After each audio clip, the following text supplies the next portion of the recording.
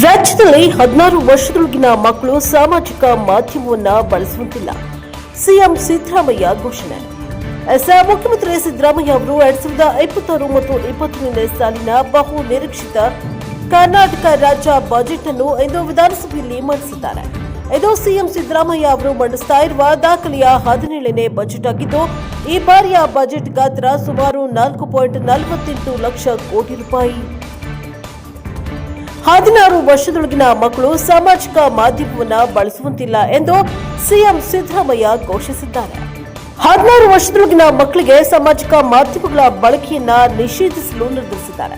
ಯಾಕೆಂದರೆ ಮೊಬೈಲ್ ಬಳಕೆಯು ಮಕ್ಕಳ ಮೇಲೆ ಪ್ರತಿಕೂಲ ಪರಿಣಾಮವನ್ನು ಬೀರ್ತಾ ಇದೆ ಮತ್ತು ಅದರ ದುಷ್ಪರಿಣಾಮಗಳನ್ನ ತಡೆಯುವ ಗುರಿಯನ್ನ ಇದು ಹೊಂದಿದೆ.